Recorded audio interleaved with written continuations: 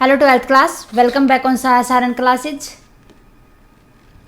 आज की क्लास में डिस्कस करेंगे सेकंड चैप्टर के एमसीक्यू मनी एंड बैंकिंग के। आज का टारगेट रहेगा हमारा 10/10। हर एक स्टूडेंट को 10/10 मार्क्स ऑब्टेन करने हैं, क्योंकि बिल्कुल बेसिक क्वेश्चन है हमारे, बिल्कुल हम जो पहले क्लास के अंदर कर चुके हैं। अगर आपने अभी तक वो क्लास नहीं देखी है तो पहले क्लासेज को देखो, उसके बाद ये एमसीक्यूज को देखो। देखते हैं फर्स्ट क्वेश्चन क्या है। सेंट्रल बैंक इज एन, क्या होता है सेंट्रल बैंक? जो सेंट्रल बैंक होता है वो क्या होता है? बैंक्स ऑफ बैंक्स कहा जाता है। जो जितने भी बैंक्स होते हैं एक कंट्री के अंदर, उनको जो कैरी करके चलता है, उनको पैसे देता है, उसके अकॉर्डिंग ही बैंकों को तैयार किया जाता है। तो क्या होता है वो? Apex bank.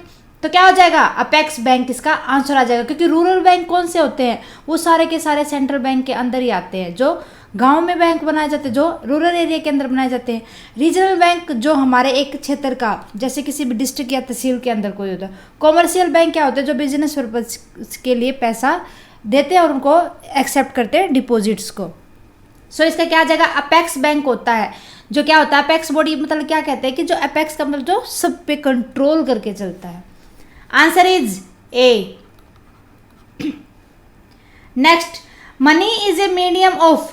मनी किस चीज का मीडियम होता है? कम्युनिकेशन का, बार्टर का, या एक्सचेंज का, या स्पेकुलेशन का।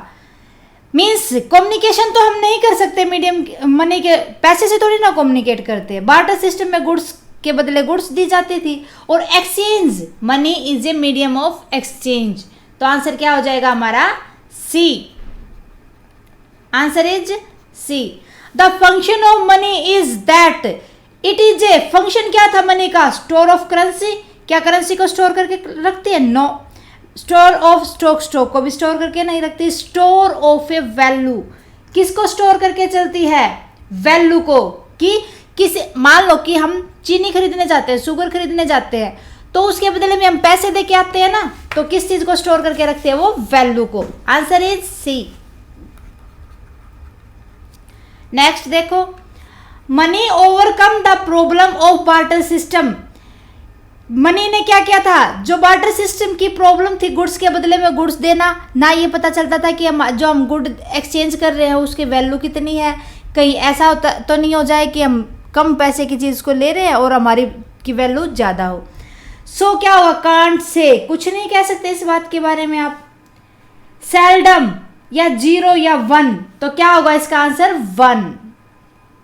एक ही प्रॉब्लम को सोल्व करती थी ना ये, तो आंसर क्या हो जाएगा? Answer is D. Fifth question, one of the measure of money supply. Money supply को किस में मेजर करते थे?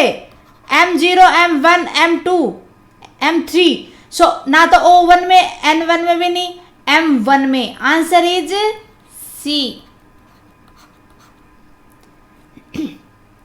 The process of money creation और credit creation is done by, किसके द्वारा होता था? क्या रूरल बैंक करते थे? No. World Bank? No. Central bank भी नहीं करता। कौन करते थे? Commercial bank. किसके द्वारा किया जाता था? Commercial bank. लास्ट टॉपिक हमारा क्लास का यही था इंट्रोडक्शन में, कि money creation and credit creation by commercial bank. किस तरीके से कॉमर्शियल बैंक पैसे उधार देते हैं और लेते हैं। तो answer is D. Next, money is something that. Money क्या होती है? पैसा क्या होता है? यूनिवर्सल एक्सेप्ट, जो सारी दुनिया जिसको एक्सेप्ट करती है। लोकली एक्सेप्ट, जो लोकल एरिया में एक्सेप्ट किया जाता है, या एक्सेप्टेड बाय बैंक्स, या रीजनल एक्सेप्टेड। क्या होता है मनी? जो सारी दुनिया के अंदर, पैसा तो हर, मतलब जितनी भी हमारी यूनिवर्सल है, हर एक जगह पर लागू होता है। तो accepted by universal. Answer is a. Accepted by bank नहीं करना हमें, अकेला बैंक थोड़ी ना एक्सेप्ट करता है, बल्कि दुनिया के अंदर सारी चीजों में मनी को कंसीडर किया जाता है। ठीक है। One drawback of barter exchange is, क्या ड्रॉबैक थी? बार्टर जो एक्सचेंज किया जाता था, गुड्स के बदले में गुड्स दी जाती थी। गुड्स के बदले में जब गुड्स का लेन देन किया जाता था, ट्रांजैक्शन का, तो उसकी क्या कमी थी? देखो, लेक ऑफ ट्रुथ, ट्रस्ट। क्या ट्रस्ट नहीं हो पाता था? ना, ऐसा तो कुछ नहीं था। लेक ऑफ कॉन्सिडियंस ऑफ वांट्स, क्या उनकी वांट्स फुलफिल नहीं हो पाती थी?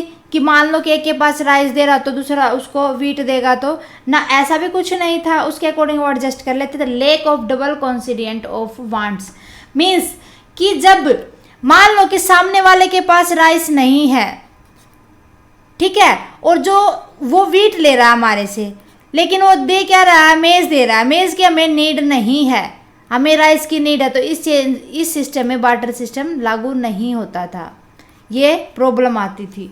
तो क्या हो जाएगा, इसका आंसर इज डी। नेक्स्ट देखो, what do you mean by credit creation by commercial bank.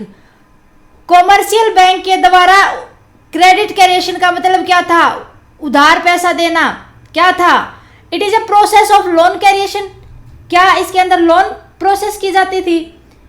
It is a process of creation of foreign exchange, क्या फॉरेन एक्सचेंज किया जाता था, या it is a process of total withdrawal creation, ना ऐसा भी कुछ नहीं था। It is the process of total deposit creation की टोटल डिपॉजिट को ध्यान में रखा जाता था। आंसर क्या हो जाएगा, आंसर इज डी।